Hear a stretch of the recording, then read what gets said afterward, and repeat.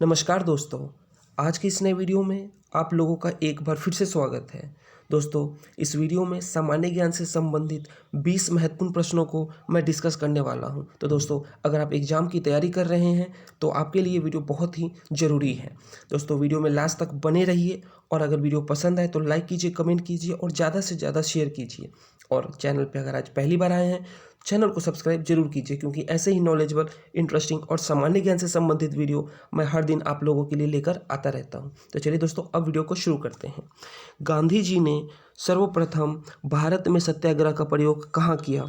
तो दोस्तों, गांधी जी ने सर्वप्रथम भारत में सत्याग्रह का प्रयोग बिहार के चंपारण में शुरू किया। अगला प्रश्न है, भारत छोड़ो आंदोलन कांग्रेस ने कब शुरू किया? तो दोस्तों, भारत छोड़ो आंदोलन कांग्रेस ने 1942 में शुरू किया, 8 अगस्त 1942। अगला प्रश्न है, स्वराज मेरा जन्मसिद्ध अधिकार है, यह किसने कहा था? तो दोस्तों, स्वराज मेरा जन्मसिद्ध अधिकार है, यह लोकमान्य तिलक ने कहा था। दोस्तों, हमारे जितने भी स्वतंत्रता सेनानी हुए हैं उन्होंने कोई ना कोई स्लोगन जरूर दिया है और ऐसा वो इसलिए करते थे ताकि लोगों के अंदर एक राष्ट्रवादी फीलिंग को जो भावना को जगाया जाए और ताकि भारत जो रहे वो यूनाइट रहे अंग्रेज़ों के खिलाफ लड़ाई में।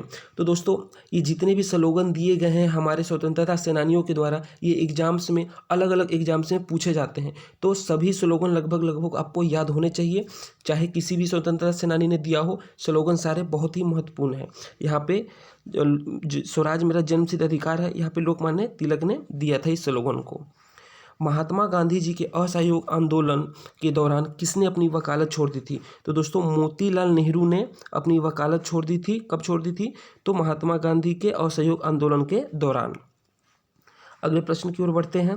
नमक सत्याग्रह में के दौरान निम्नलिखित में से कौन से गांधी जी से जुड़े? यानी कि यहाँ पे सरदार पटेल, सरोजिनी नायडू, गोपाल कृष्ण गोखले, दादा भाई नौरोजी, इन चारों का नाम दिया गया है और आपसे पूछा जा रहा है कि इनमें से नमक सत्याग्रह के दौरान गांधी जी से कौन जुड़े थे? तो दोस्तों, गांधी जी से जुड़े थे सरोजिनी नायडू। तो यहाँ पे ऑप्शन बी सही है। और दोस्तों, गोपाल कृष्ण गोखले को गांधी जी का राजनीतिक गुरु, पॉलिटिकल गुरु माना जाता है। अगले प्रश्न की ओर बढ़ते हैं। भारत के उत्थान के लिए जन चेतना जगाने हेतु किसने लंदन में ईस्ट इंडिया एसोसिएशन की स्थापना की थी? तो दोस्तों, ईस्ट इंडिया एसोसिएशन की स्थापना दादा भाई नौरोजी ने इन्होंने किया था और इनको भारत का ग्रैंड ओल्ड मैन कहा जाता था। अगला प्रश्न है, महात्मा गांधी द्वारा चंपारण सत्याग्रह शुरू हुआ था, मतलब कब शुरू किया गया था? तो दोस्तों, चंपारण सत्याग्रह को साल 1917 में शुरू किया गया था। और दोस्तों, इसी साल इंदिरा गांधी का भी जन्म हुआ था जो कि आगे चलकर भारत की प्रधानमंत्री बनी। महात्मा गांधी द्वारा संपादित अंग्रेजी साप्ताहिक था। अंग्रेजी साप्ताहिक महात्मा गांधी द्वारा कौन सा था? तो इसका सही उत्तर होगा दोस्तों ऑप्शन बी, यंग इंडिया।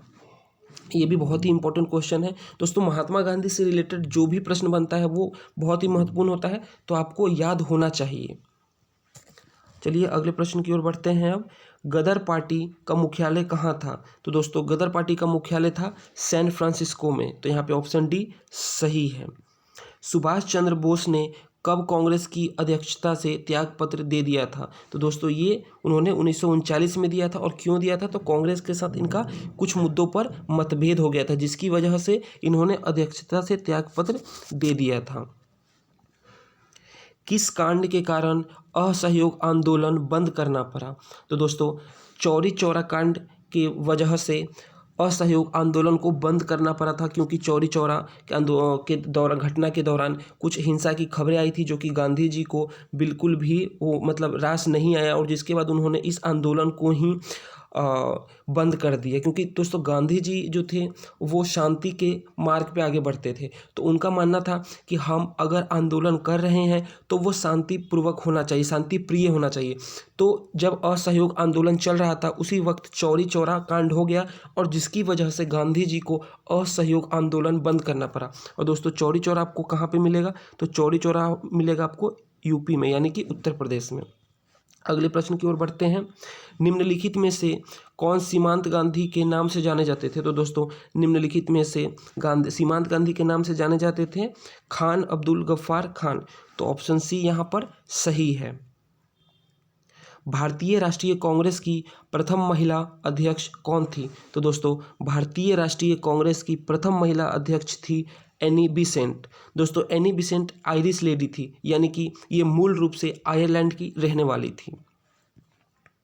निम्नलिखित में से कौन भारत का लगातार 2 बार राष्ट्रपति बना? तो दोस्तों इनमें से राजेंद्र प्रसाद थे जो भारत के लगातार 2 बार राष्ट्रपति बने। और दोस्तों राजेंद्र प्रसाद भारत के पहले राष्ट्रपति थे और ये बिहार के रहने वाले थे। राष्ट्रपति देश में आपात स्थिति की घोषणा, बहुत ही महत्वपूर्ण प्रश्न है दोस्तों। राष्ट्रपति देश में आपात स्थिति की घोषणा निम्नलिखित में से किससे लिखित परामर्श प्राप्त करने के बाद ही कर सकता है? संघीय मंत्रिमंडल से, लोकसभा अध्यक्ष से, भारत के मुख्य न्यायमूर्ति से या प्रधानमंत्री से? और दोस्तों इसका सही उत्तर होगा संघीय मंत्रिमंडल से, यानी कि इनके परामर्श प्राप्त करने के बाद ही देश में आपात स्थिति की घोषणा की जा सकती है। किसके द्वारा? तो राष्ट्रपति के द्वारा। अब दोस्तों भारत में अब तक सिर्फ एक ही बार आपात स्थिति की घोषणा की गई है। कब की गई थी? तो दोस्तों ये किया गया था 25 जून 1975 को। कब किया गया था? 25 जून 1975 को। और तब देश के राष्ट्रपति कौन थे? तो दोस्तों तब देश के राष्ट्रपति थे फखरुद्दीन अली अहमद और प्रधानमंत्री थी मैडम इंदिरा गांधी। चलिए अगले प्रश्न की ओर बढ़ते हैं। राज्यसभा कब भंग होती है? 4 साल बाद, 6 साल बाद, संकट काल में या कभी नहीं? तो दोस्तों इसका सही उत्तर होगा ऑप्शन डी, कभी नहीं। राज्यसभा को एक परमानेंट बॉडी माना जाता है, यानी कि वो कभी भंग नहीं होता है। उसमें जो राज्यसभा के मेंबर होते हैं तो वो रिटायर हो जाते हैं, लेकिन राज्यसभा कभी भंग नहीं होता है, वो लगातार चलता रहता है। वहीं अगर हम बात करें लोकसभा, तो लोकसभा हर 5 साल के बाद भंग कर दिया जाता है और इलेक्शन होता है, फिर से नए प्रधानमंत्री बनते हैं और जो सांसद है वो चुने जाते हैं। लेकिन राज्यसभा कभी भंग नहीं होता है, वो हमेशा चलता रहता है। अब जैसे दोस्तों कल आप न्यूज़ में देख रहे होंगे कि जम्मू कश्मीर राज्य है, लेकिन अब तो जम्मू कश्मीर को तोड़ के उसको यूनियन टेरिटरी बना दिया गया है लद्दाख और जम्मू कश्मीर में। लेकिन जो जब राज्य था तो वहाँ के जो सांसद चुन कर आए थे, तो कल 4 सांसद राज्यसभा में रिटायर हुए हैं, जिनमें कि गुलाम नबी आज़ाद साहब का भी नाम है, जिनके लिए भारत के प्रधानमंत्री काफ़ी ज़्यादा भावुक हो गए थे। तो दोस्तों आपको ये याद होना चाहिए राज्यसभा और लोकसभा में क्या फ़र्क होता है। अगले प्रश्न की ओर चलते हैं। संसद की संयुक्त बैठक की अध्यक्षता कौन करता है? तो दोस्तों संसद की संयुक्त बैठक की अध्यक्षता लोकसभा के अध्यक्ष करते हैं। यहाँ पर ऑप्शन सी सही है। अगला प्रश्न है भारत गणतंत्र कब बना? तो दोस्तों भारत गणतंत्र 26 जनवरी 1950 को बना। बहुत ही महत्वपूर्ण प्रश्न है, इसको तो आपको कभी भूलना ही नहीं है, याद रखना है, किसी भी एग्जाम में पूछा जा सकता है। भारतीय संविधान में मौलिक कर्तव्य कब सम्मिलित किए गए?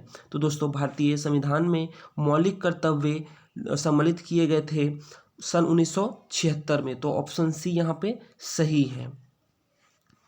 पंचायती राज प्रणाली में महिलाओं के लिए कितनी प्रतिशत सीटें आरक्षित हैं? तो दोस्तों पंचायती राज प्रणाली में महिलाओं के लिए जो सीटें आरक्षित हैं उनकी संख्या है 33%। ऑप्शन सी सही है। भारत में मंत्रिमंडल सामूहिक रूप से जवाबदेह होता है संसद को, लोकसभा को, जनता को या राष्ट्रपति को? तो दोस्तों भारत में मंत्रिमंडल सामूहिक रूप से जवाबदेह होता है लोकसभा को।